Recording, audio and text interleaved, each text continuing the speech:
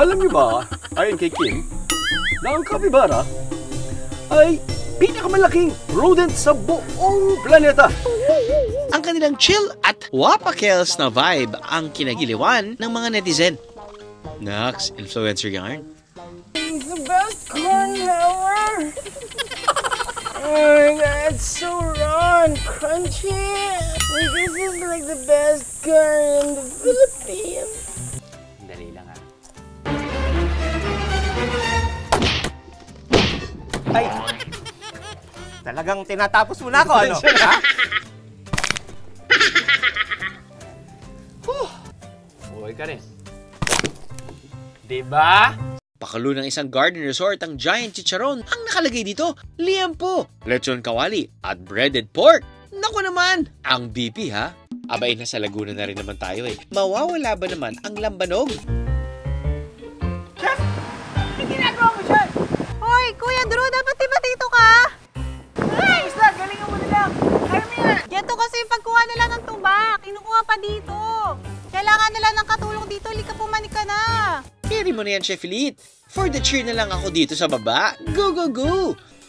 Oh! Ang tapang ah. Grips? Wala, nangingimay na yata yung mukha ko. Ang lambanog, hindi na lang daw inumin. Pwede ka na rin daw nitong pabanguhin? How true!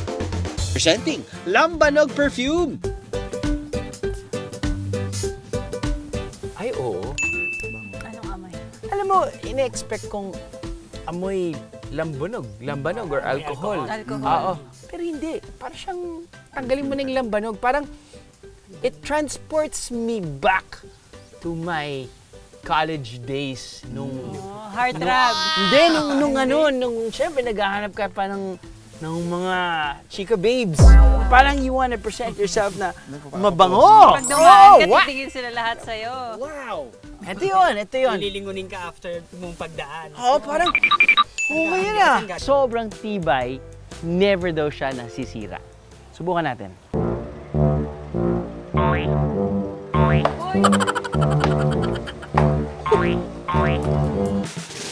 Dito raw sa Liliw, matatagpuan ng mga tsinelas na mas matibay pa raw sa relasyon nyo.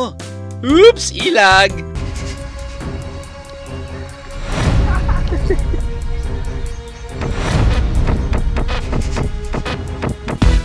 Ganda, no? Pero paano nga ba na-achieve ang bongga sa tibay na tsinelas ng Liliw?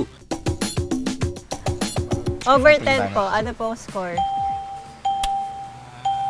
Bago marating ang hidden gem na ito ng Liliw, kailangan mo nang maglakad ng hanggang 1 oras. Simentado naman ang daan. Pero ang kaso, Wala na! Yakang-yaka. puro paahon. Ang init. Ito ang Kilangin Falls na kilala rin sa tawag na Bukal Falls. I do ice plunge every day, but ramdam ko yung lamig niya. Kung manipis yung balat mo, ako, lamig niya to.